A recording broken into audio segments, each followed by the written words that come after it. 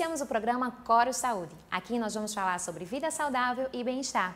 Ao lado do meu colega Gustavo Mota, que é cirurgião craniofacial e otorrinolaringologista, vamos conversar com outros convidados, também médicos, sobre temas da área da saúde. É isso mesmo, Maíra. Iremos abordar temas relacionados à saúde e bem-estar. E para isso, convidamos vocês a acessar o nosso site através do www.corosaude.com.br e siga-nos no Instagram, @corosaude, utilizando as hashtags Coros Comunicação e Coros Saúde. Para começar o programa, gostaria de citar o saudoso poeta Vinícius de Moraes, através da sua célebre frase, que é aquela que diz: "Me desculpe as feias, mas beleza é fundamental." Já que hoje iremos abordar um tema relacionado à estética e cirurgia plástica. Agora, a pergunta que não quer calar: em que momento a busca por uma cirurgia plástica deixa de ser um mero desejo e passa a ser uma obsessão? E diante do último ocorrido no nosso país, a morte da bancária Lilian Calisto, que passou por um procedimento junto ao médico Denis Furtado, conhecido como Dr. Bumbum, é que sempre temos mais preocupações ainda. E para esclarecê-las, convidamos o cirurgião plástico Marcelo Lins para conversar com a gente sobre esse tema. Marcelo, antes de mais nada, é um prazer ter em nosso programa, certo? E o Brasil superou os Estados Unidos em números de cirurgias plásticas, certo? Inclusive, a gente gostaria de saber a sua opinião como membro da Sociedade Brasileira de Cirurgia Plástica. Como vocês encaram esse aumento do número de cirurgias? Em que momento realmente é necessário uma cirurgia plástica? E o que tem acontecido com a população ter realmente procurado essas cirurgias de uma maneira mais avassaladora, se isso realmente tem algum problema psicológico ou um problema de comportamento populacional. Primeiramente, é um prazer estar aqui com vocês e vamos tentar responder essas perguntas. Primeiro, com relação ao aumento das cirurgias plásticas estéticas, o Brasil só perdia para os Estados Unidos e eu acredito que hoje seja o líder mundial em relação a cirurgias plásticas estéticas. Isso torna a gente, a sociedade brasileira como um todo, a Sociedade Brasileira de Cirurgia Plástica e os profissionais que trabalham com cirurgia plástica estética com uma responsabilidade muito maior, né, no sentido de informar a população, informar essa demanda crescente de pessoas que buscam a cirurgia plástica estética. No Brasil realmente existe uma demanda cultural de apelo ao corpo e à forma muito grande, muito maior do que na maioria dos outros países. E às vezes, por existir esse apelo cultural muito grande, às vezes a gente ultrapassa um pouquinho o limite do que é necessário e do que não é. Infelizmente, doutor, o caso da bancária Lilian Calisto não foi o único. A gente também soube do caso da Maiara Silva, uma jovem modelo que também passou por um procedimento estético de coxas, bumbum e abdômen e também veio a óbito. Quando a gente quer fazer uma cirurgia plástica, onde a gente deve fazer? Onde a gente deve procurar o profissional certo? É no hospital? É numa clínica? Qual é a melhor opção? Bom, é sempre fundamental que o paciente se informe o máximo possível antes de contratar um serviço de procedimento estético. De uma maneira histórica, né, a cirurgia plástica e a cirurgia estética, ela sempre foi realizada por cirurgiões plásticos que têm um caminho de formação muito mais longo e muito mais demorado, né, de preparo cirúrgico, inclusive com habilidade para resolver complicações cirúrgicas que são possíveis dentro de qualquer tipo de procedimento. Então, historicamente, esses profissionais eles têm um treinamento muito mais completo para realizar qualquer tipo de procedimento estético, seja ele mais simples ou mais complexo. Então, é importantíssimo que os pacientes saibam que podem se informar dentro do site da Sociedade Brasileira de Cirurgia Plástica, onde, claro, ele vai encontrar uma quantidade de cirurgiões que tem, a grande maioria deles, se não todos, total capacidade, né, de realizar esses procedimentos estéticos porque eles tiveram e fizeram um treinamento dentro de hospitais que são, como é que se diz, referências, né? E como é que se diz, são referências da Sociedade Brasileira de Cirurgia Plástica e a grande maioria deles também pelo Ministério da Educação. Então é importante que esses pacientes se informem. Claro que não é que problemas não possam acontecer com esses profissionais, mas as chances são menores e esses profissionais têm a habilitação de resolver possíveis complicações. Outro caso que ganhou o noticiário nacional foi o da Priscila Aguiar. A jornalista se submeteu a um procedimento chamado rinomodelação, que é a introdução de ácido hialurônico no nariz. O procedimento não teve o resultado esperado e, depois de 2 dias, Priscila evoluiu com uma infecção grave no nariz, chegou a ter partes necrosadas e necessitou de atendimento em um hospital particular. Priscila contou um pouco do seu relato e da sua experiência indesejada, onde a gente vai conferir agora na reportagem de Madá Freitas. Eu fiz o procedimento numa quinta-feira e na sexta já estava meio roxo, manchado, estranho. No sábado começou a doer bastante e ao invés de melhorar, só piorava. Então, eu mandava muitas mensagens para a biomédica esteta que fez o procedimento e aí ela me disse para colocar gelo, sendo que isso piorou muito. Então, no domingo, quando eu acordei, estava muito inchado, muito roxo e aí eu resolvi ir no hospital. Foi quando fui para emergência e fui internada direto, sem previsão de alta, já com os exames mostrando um nível de infecção e a ressonância mostrando áreas de necrose no nariz, 3 áreas. Ficando com os pacientes e pelo jeito que aconteceu comigo, não tem condição não fazer com outras pessoas, porque podia acontecer a mesma coisa. E os médicos disseram que eu podia ter ficado cega, dependendo da quantidade que tivesse sido aplicada, que eu poderia ter tido um AVC, que eu podia ter tido infecção, se eu não buscasse o hospital rápido, podia morrer. Então, assim, eu não ia conseguir dormir se alguém fizesse procedimento com a mesma pessoa e passasse por um problema desse tipo.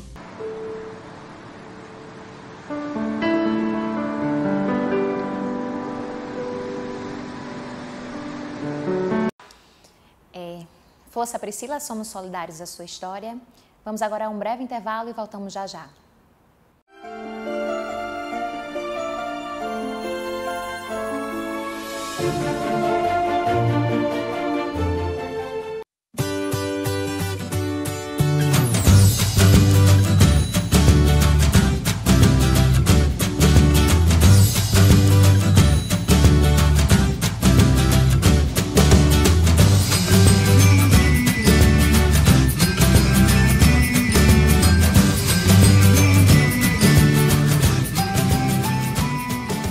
Voltamos. No bloco passado, a gente falou sobre o caso de Priscila Aguiar com os problemas relacionados ao uso de ácido hialurônico.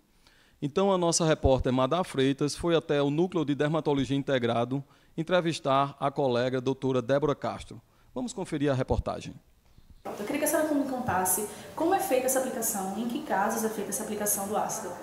Então, o ácido hialurônico ele faz parte do nosso corpo e, por tecnologia, a gente conseguiu ter esse ácido hialurônico em seringas para a gente repor essa substância que é perdida ao longo do tempo.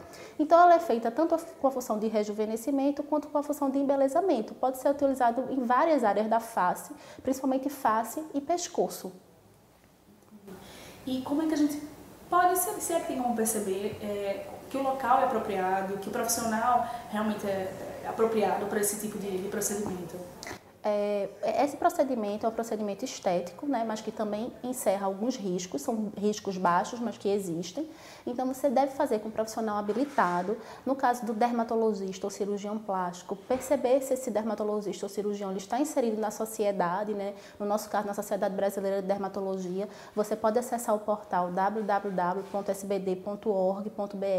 ver se esse dermatologista tem um título de especialista, né, ver o currículo dele mesmo, a experiência dele, o estabelecimento que ele atende. Então, é uma clínica adequada, como é a higiene dessa clínica, qual é a referência desse profissional. Nunca ir só pelas redes sociais. A gente sabe da importância que está tendo, realmente é importante, mas nunca ir para um profissional apenas pela rede social.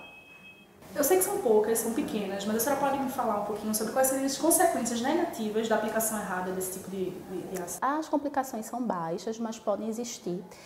E isso depende muito do local em que a gente aplica, por exemplo, o nariz, a glabela, que é essa região entre as sobrancelhas, são áreas de maior risco. Então, em alguns casos, o ideal é até não fazer, já que, às vezes, o risco não compensa o benefício. Então, o que é que pode acontecer? O ácido hialurônico está disponível na forma de seringa e ele é um gel viscoso. Se a gente, por um acaso, injeta dentro de uma artéria, isso pode levar desde o sofrimento do tecido local, que pode culminar com necrose, com a morte daquele tecido e com cicatrizes inestéticas, até embolizar, provocar um AVC, pode, em alguns casos, principalmente nessa região de glabela, pode ocorrer, nos casos extremos, até cegueira. E se uma pessoa passar por um procedimento desse, sentir que teve realmente algum problema, o que é que ela deve fazer? Nas mãos de um profissional habilitado, esse diagnóstico é precoce. O risco é baixo, mas quando existe de você perceber que houve um branqueamento local, houve uma isquemia local, você pode usar o antídoto e consegue reverter sem maiores sequelas para o paciente. Então, daí a importância de estar no profissional habilitado. Não é só o profissional que está apto a injetar, é o profissional que está apto a resolver todas as complicações que aquele procedimento implica. A senhora poderia explicar qual foi o problema desse caso e o que a gente poderia fazer para correr desse tipo de problema? No caso desse profissional, ele usou um produto diferente, não é o ácido hialurônico, é o metacrilato, que é um preenchedor definitivo, não tem antídoto, ainda pode ser utilizado, embora tenha um leque de complicações muito maior que o ácido hialurônico, pode ser utilizado, tem Anvisa, mas é para aplicações pontuais, em pequenas áreas, e me parece que o que aconteceu foi uma aplicação bem grande do produto, e claro, sempre no estabelecimento de saúde, com um médico que tenha jurisdição para atuar naquela área. Então, ele estava atuando num estado diferente, dentro de casa, então jamais fazer nenhum procedimento médico dentro de casa. Tem toda uma vigilância sanitária que inspeciona o local que a gente trabalha, procedimento cirúrgico em hospital sempre, né? E procedimentos estéticos menores, botox, preenchimento numa clínica apropriada. Qual dica você poderia deixar para aquelas pessoas que querem fazer algum procedimento estético, seja ele qual for, seja um preenchimento, enfim, o que ela deve fazer? Sempre procurar um profissional adequado, como a gente já falou, não vai para o profissional só pelas redes sociais, ver alguns pacientes que já se consultaram, ver o currículo daquele profissional, procura nos sites cadastrados, sempre procurar um profissional adequado e a especialidade adequada para isso, né? A gente vê que está havendo uma invasão muito grande de alguns procedimentos estéticos e procura um profissional adequado. Se você vai fazer uma coisa na pele, procura um dermatologista. Se for algo cirúrgico, de cirurgia plástica, procura um cirurgião plástico, procura um profissional adequado, né? É uma premissa básica para qualquer procedimento. Bem colocadas as dicas da doutora Débora Castro na matéria da nossa querida Amada Freitas. Agora convidamos a doutora Michele Lacerda para explicar um pouco sobre essa técnica do MD Coach. Doutora, como é que funciona essa técnica que envolve preenchimento facial? Explica para a gente como é que funciona. Olá, obrigada pelo convite, sinto-me honrada. E, olha, o MD Coach foi criado por um cirurgião plástico chamado Dr. Maurício de Maio e envolve a melhora da harmonia facial. De uma forma geral, serve para quem e para quê? Serve para aqueles pacientes que, porventura, não querem se submeter a uma cirurgia plástica. Serve para aqueles pacientes que gostariam só de melhorar partes do seu rosto, que não gostariam de submeter a nenhum procedimento mais invasivo. É uma técnica usada para colocar ácido hialurônico, a gente injeta ácido hialurônico. Por exemplo, eu acho que a minha bochecha está arriada. A gente tem como melhorar harmonizar essa bochecha de uma forma bem mais tranquila, sem precisar de um ato cirúrgico. Com a simples injeção, a gente consegue devolver essa harmonia, volumizar exatamente onde e o ponto que está causando angústia para você que não gosta de alguma coisa na sua face. Doutora, aproveitando que falou da técnica do Maurício de Maio, o inventor, a gente está com um vídeo e gostaríamos que a senhora explicasse ponto a ponto como é que funciona, para quem está em casa poder entender. Pois não. Dr. Maurício criou essa sistematização. O que é isso? Ele vai simplesmente colocar uns pontos onde a gente deve começar. Por que ele fez isso? Porque ele estudou e viu o melhor ponto para não ter complicações para paciente. Então, isso dá uma segurança incrível para, na hora que a gente for aplicar esse ácido hialurônico. Então, a gente vai com uma certa certeza de que vamos minimizar os danos para aquela paciente. Então, no vídeo de uma asiática, ele coloca os pontos que normalmente ele indica começar, que é pelo malar, que é onde tem aquela bochechinha, que é onde dá o tom de jovialidade. Em seguida, ele passa para uma absorção óssea, que é muito comum com o envelhecimento, que é perto do nariz. E em seguida, no caso desta, daí o bigode chinês, que não é toda paciente que tem todas essas indicações. Cada caso é um caso. E cada caso, certamente, o MD Codes vai servir para você que quer fazer. Então, na paciente em questão, ele utilizou também para a correção do bigode chinês, justamente nessa face inferior da face. O que coloca a paciente, se você avaliar o lado com o outro, muito mais jovem, com alguns minutos. Recebemos uma pergunta das nossas redes sociais para a doutora Michelle Lacerda. É de @thais.fr. Ela diz que fez o MD Codes e gostaria de saber quanto tempo de longevidade tem o ácido e em quanto tempo deve fazer outro procedimento. Pois não, Thaís. Olha, a longevidade do ácido hialurônico varia em torno de 18 a 24 meses. Porém, como estamos injetando ácido hialurônico, normalmente o resultado ele é mais duradouro, porque não só depois de passar do efeito que a gente já desejou, ele continua hidratando a sua pele, deixando com muita mais firmeza. E deve fazer, assim, se preconiza no máximo que sejam feitos 5 a 6 ml por ano de ácido hialurônico.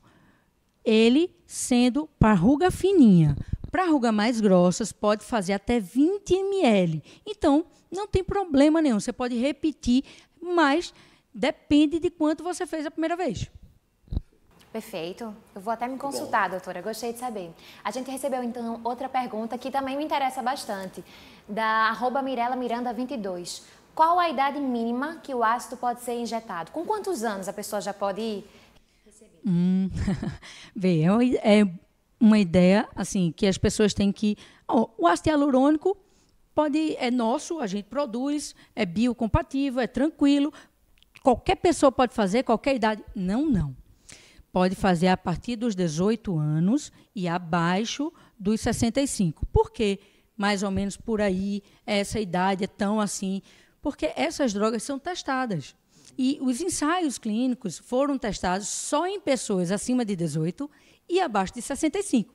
Então, não significa que acima de 65 não possa, e muito menos que abaixo de 18 não possa. Mas a segurança, que é o que a gente mais preconiza e que a gente quer que você também preconize para a sua saúde, é que a faixa etária é de 18 a 65. Ficou interessado em fazer alguma pergunta? Acesse nossas redes sociais. No Instagram é @corosaude. Ou então acesse nosso site www.corosaude.com.br. Depois dessas explicações, nós aproveitamos para agradecer a doutora Michelle Lacerda e vamos para um breve intervalo.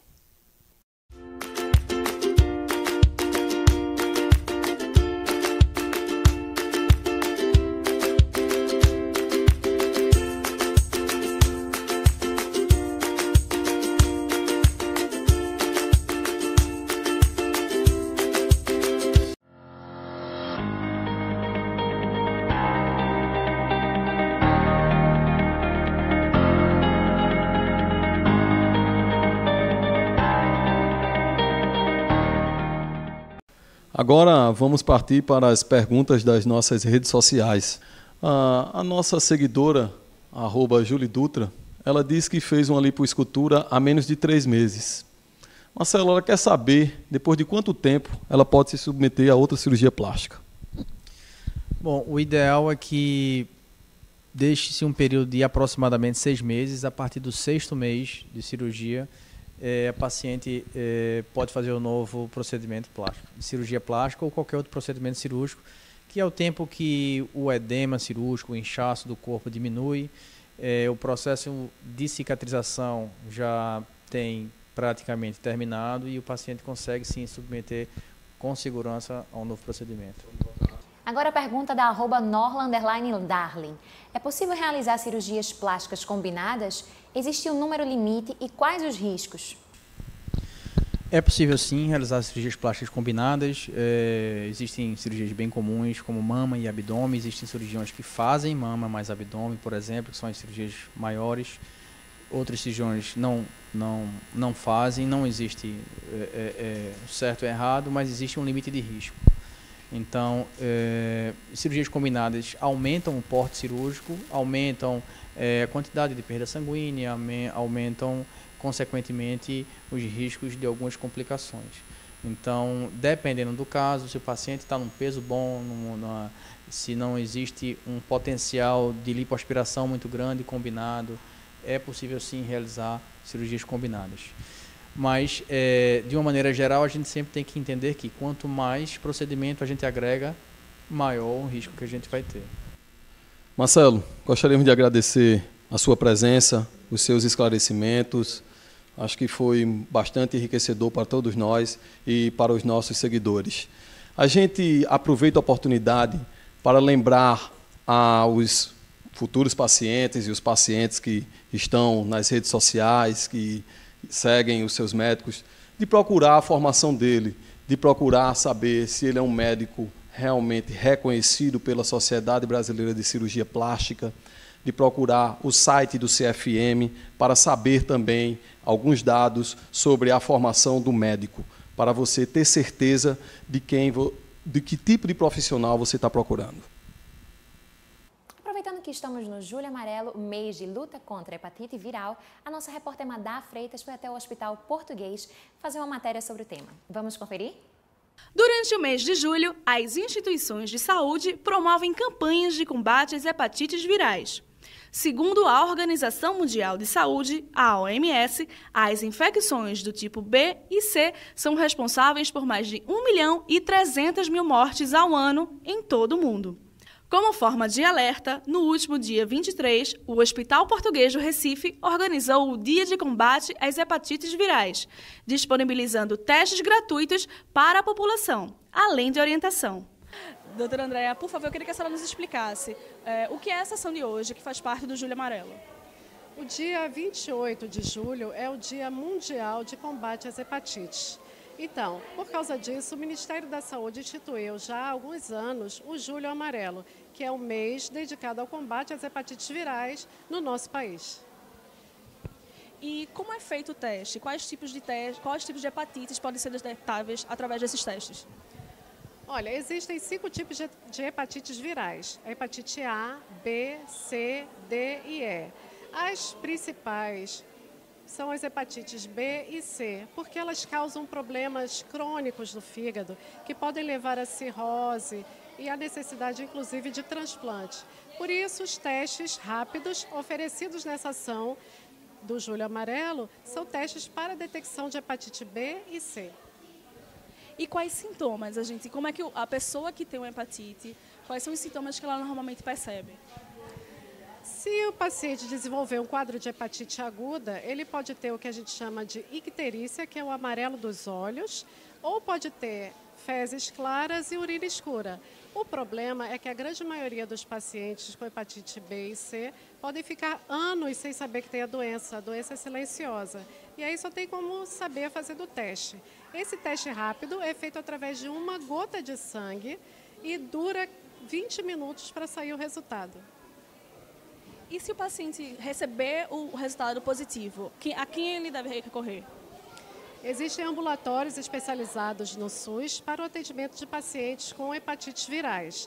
Existe tratamento para hepatite C e o tratamento atualmente é muito eficaz. Ele leva a cura em mais de 95% das vezes.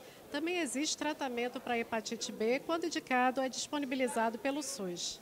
Com que frequência esse tipo de teste deve ser feito? Hoje é uma ação realmente para esclarecer a população sobre o assunto, mas com que frequência, quando a gente não tiver esse tipo de ação, as pessoas devem fazer o teste?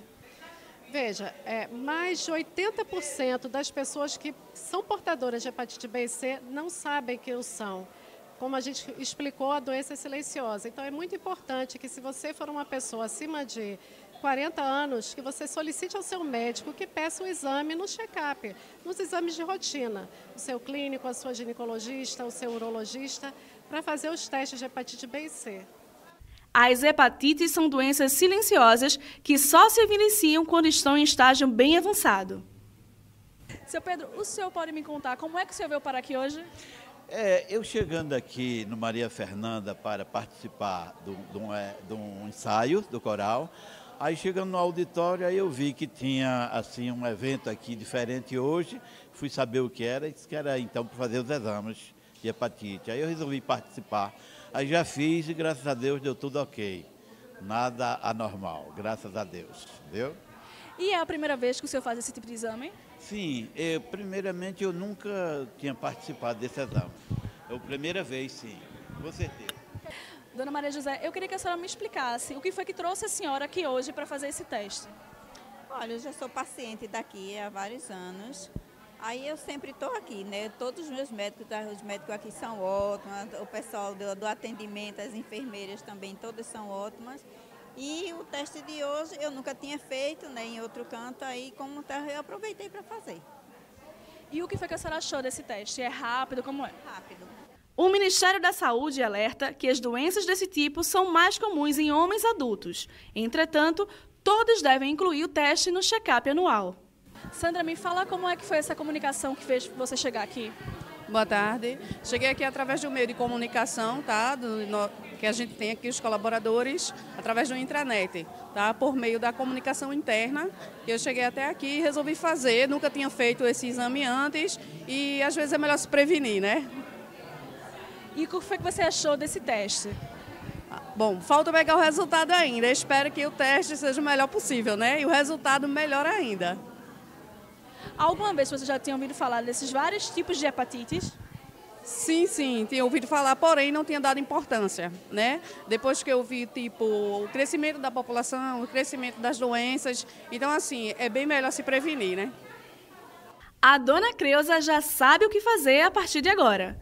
Dona Creuza, eu queria que a senhora me explicasse como é que a senhora veio parar aqui hoje para fazer esse teste. Olha, minha querida, eu vim aqui para a doutora, mas quando eu cheguei lá em cima, as meninas estão fazendo o teste da, meu nome mesmo, hepatite. Eu terminei, saí da doutora, desci, entrei no auditório para fazer o exame. Aí eu fiz, está tudo bem, deu negativo, vou para o posto tomar a vacina. Dona Creuza, me conte, por que a senhora agora vai tomar a vacina no posto? Porque eu tenho que me prevenir, me precaução, porque pode acontecer e é melhor a gente se prevenir, não é isso? E a prevenir é muito bom. Prevenir de que remediar. E o que foi que a senhora achou do teste de hoje? Achei bom, não achei ruim não. Nem doeu, nem nada. Só que um pouquinho, mas é coisa leve. Chegamos ao fim do nosso primeiro programa. Muito obrigada, doutor Marcelo, por ter vindo para cá. Doutor Gustavo, foi ótima a parceria. E aconselho vocês aí de casa a seguir nossos perfis, inclusive o da @corosaude, e acessar nosso site www.corosaude.com.br. E aqui no YouTube, assina o canal e dá o nosso like.